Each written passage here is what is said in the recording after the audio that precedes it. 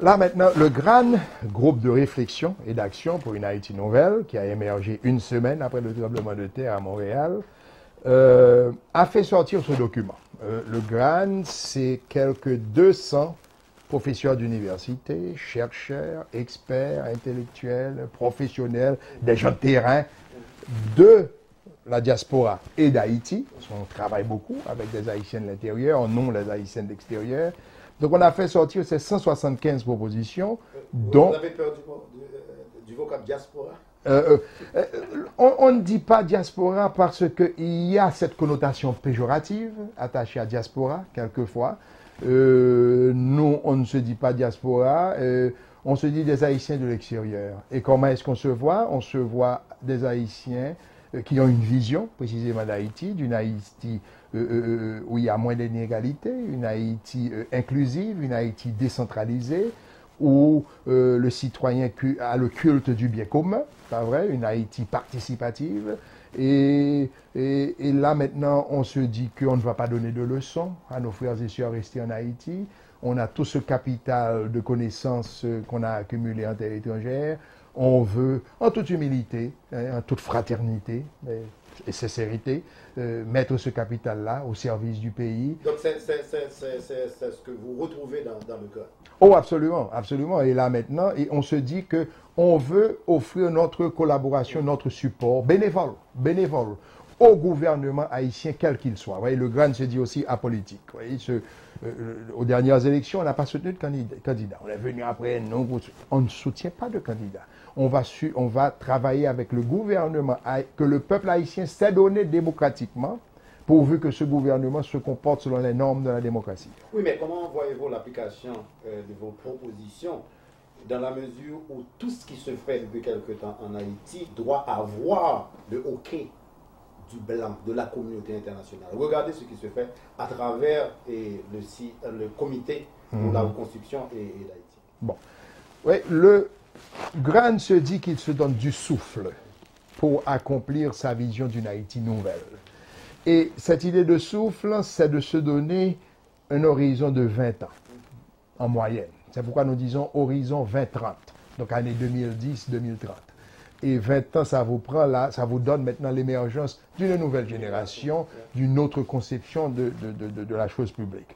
Donc là, maintenant, on se dit que cette situation-là, qui a pris 2 décennies et demie, sinon plus, pour s'ancrer, on ne va pas la faire disparaître en 1 an, 2 ans ou un mandat présidentiel. Mais on se dit qu'il faut commencer. Il faut commencer maintenant par essayer de faire ce que on appelle, il y a cette expression qui est devenue à la mode, la refondation d'Haïti, refonder le pays, mais aussi refonder l'homme haïtien. Et nous pensons que refonder l'homme haïtien prendra de l'éducation. C'est pourquoi le GRAN considère l'éducation comme un pilier essentiel de son action. Mais on dit qu'en plus de l'éducation, une nouvelle gouvernance, mais aussi une prospérité économique. Viser la croissance économique soutenue, mais une croissance forte avec des taux de croissance à 2 chiffres.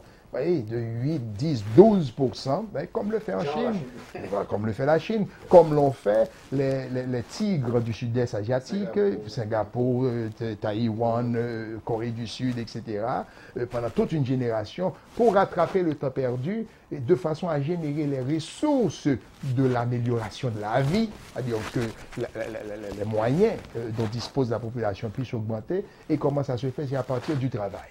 Et comment créer du travail? C'est en créant un environnement propice, pas vrai, à l'investissement, pas vrai, environnement propice, et du point de vue des infrastructures physiques, mais que des infrastructures institutionnelles. Un bon système judiciaire où l'on est sûr de trouver justice quand on a un litige d'affaires, un bon système de sécurité, une administration publique professionnelle où le fonctionnaire public ne voit pas l'homme d'affaires comme une poule à plumer, mais comme un contribuable à servir pour le bien du pays. Pas vrai? Donc, il y a tout cet encadrement-là pour envoyer un signal aux investisseurs, tant de la diaspora que les étrangers, que maintenant, bon, comme a dit le nouveau président Martelly, pas vrai, que Haïti is open for business now.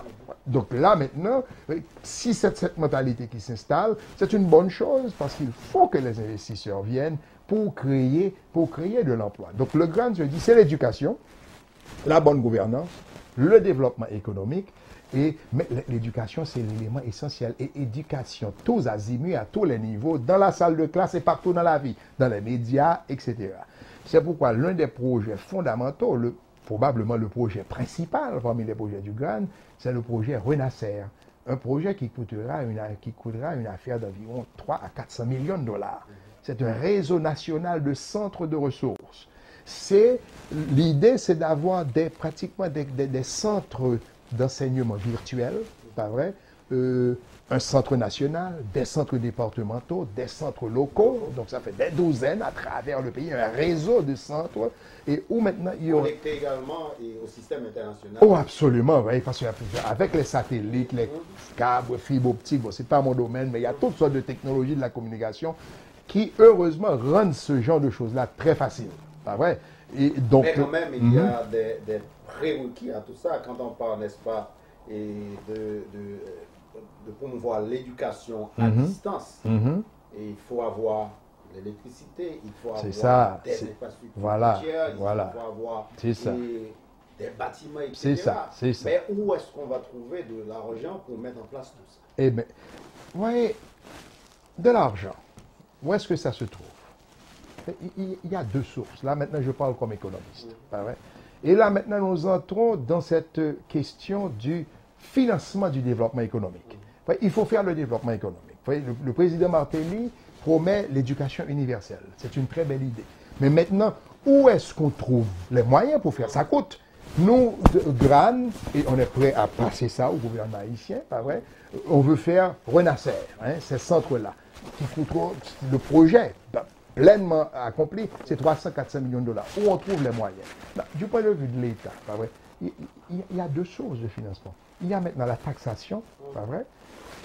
Chez nous en Haïti, il faut revoir l'assiette fiscale, la base de fiscalité, la base de taxation.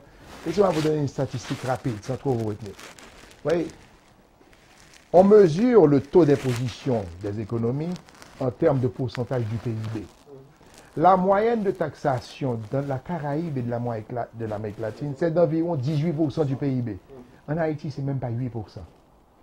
Si vous doublez votre taux de choses, qui sera encore inférieur au taux moyen, vous passez de 8% à 16%, ça vous double les revenus de l'État. En valeur, ça fait combien?